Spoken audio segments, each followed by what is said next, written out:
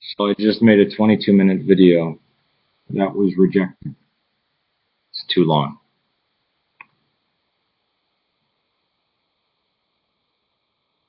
Now, with mythicists, with the people who are mythicists, and I'm talking about the hardcore mythicists, when Gerald Massey was around, right? The stuff that was in all the Orthodox monasteries in the Middle East and Greece wasn't known to the West yet. A lot of stuff wasn't translated into English that was in the West. The Nag Hammadi library wasn't discovered. The Dead Sea Scrolls weren't discovered. But not even that. From the period of 1990 till now, there have been so many archaeological discoveries made. I mean,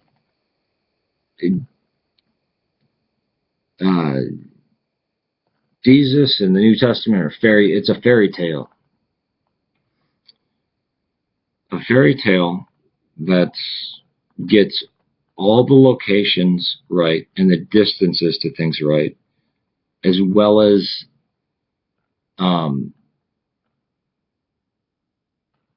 practices and cultural practices and even building practices that wouldn't exist after 69 AD. I mean, that's why some of the people in the Enlightenment thought, oh yeah, that nobody would build the part in Matthew and Mark where it says, when somebody plants a vineyard, they build a wall, they put up a watchtower. That must have come from the Middle Ages. Well, they discovered that that's exactly what they did. They built watchtowers and walls around vineyards. It's kind of like, and the thing is that a lot of these people claiming, oh, it's a fantasy, they're not reading. Again, they don't know what they don't know. They're not reading primary sources. They'll read a book by somebody, and it's like a creationist only looking at the creationist stuff. They're reading books by people who are already mythicists. Whereas me, James at Pandora's Box, Life, Liberty, Love, Labarm through and to any New Testament scholar, atheist, agnostic, Christian, or whatever, reads primary sources. And just to give a glimpse of what primary sources are, earlychristianwritings.com.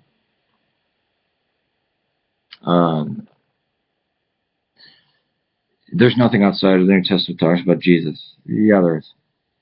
But even the weird stuff that's inside the New Testament. I mean, it's kind of like, say somebody didn't know about fingerprints or DNA or blood splatter patterns or gunpowder residue, and they commit some crazy murder in some house somewhere. And the forensics comes in. They got DNA, they got blood splatter pattern, they got the black light showing the gunpowder residue on the person. They got fingerprints everywhere. Oh, that's just fantasy. Nothing happened here. How did Christianity arise then? I mean, Jesus didn't exist. If he was a myth, then the apostles were myths, right? What about Paul? Did he exist? And what about all the people who were immediately after? These people called the early church fathers that were writing about this stuff. What about, I mean, again, and it's such a ludicrous, it's such a weird story. I mean, you could say, well, I mean, even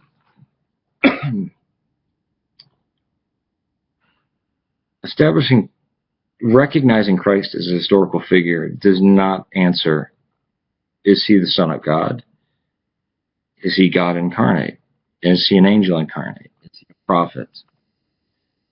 Was he an apocalyptic preacher? Was he an apocalyptic preacher who was crazy and wrong? Was he autistic or psychopathic or sociopath? Did the early Christians believe that they wouldn't die, that before that they would actually ascend to heaven, that any second Christ was just going to come back from heaven and take them all up, and that's it? And if you see that, if you read the New Testament, some New Testament books, some of them, and see that in there, because the New Testament, again, the mythicists think that it's one thing. The New Testament was multiple writings, many times, a lot of them competing against each other, different schools of thought about how to be a Christian, or what Jesus' emphasis was. And they were finally, in their final stage, collected in the 27 book that we have now, canon. It was in a form we have now, between 300 and 500 years after these were written. Now, it is true that early on, Matthew, Mark, Luke, John, and some of the Pauline epistles were universally recognized, even among the Gnostics. Yeah, we know that's the story that everybody knows, but here's the hidden truth.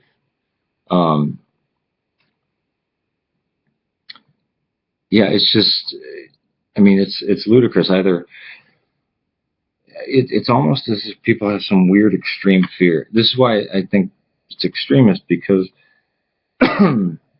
either it's a myth, or if he existed, then it means every word of the New Testament is true, and Christ is God, and the Trinity, and all this kind of, no. Why that jump has to be made? Or in order to defeat Christianity because we can't stand it, or we don't like it, or we think it's detrimental, or we think it's hocus pocus, then we need to go balls out and just go and bad shit insane, just say it's all fairy tale and it didn't exist. And then quote people like, first of all, Eisenman believes that James, the brother of Jesus, was the head of the Qumran community that wrote the Dead Sea Scrolls. So he believes Jesus existed. People can quote mine stuff. There's a difference between reading primary sources, reading books by people, and then reading quotes by people, and then getting a quote that's supposedly attributed to somebody. Elaine Pagel, somebody tried to quote her to me. Elaine Pagel believes Jesus existed. So did Marvin Myers, John Dominic Curson. Not Christians, but they believe he existed. James Tabor. Somebody tried to pull that card. James Tabor. Yeah, he believes Jesus existed.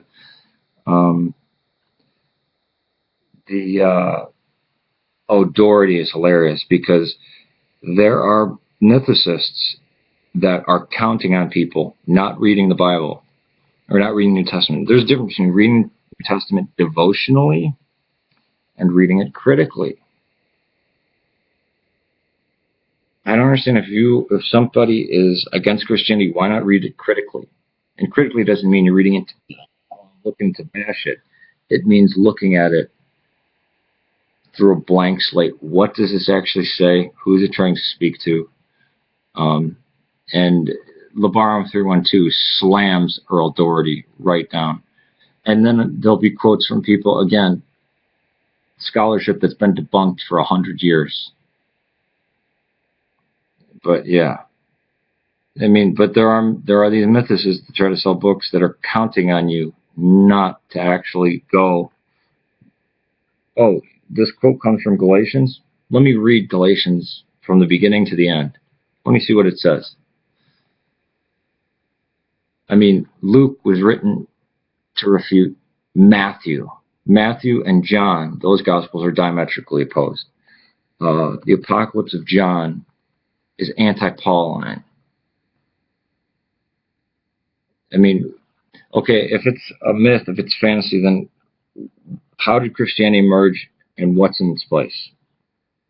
We're going to wipe out all this history. Then what happened? How did Christianity emerge? Why did it emerge?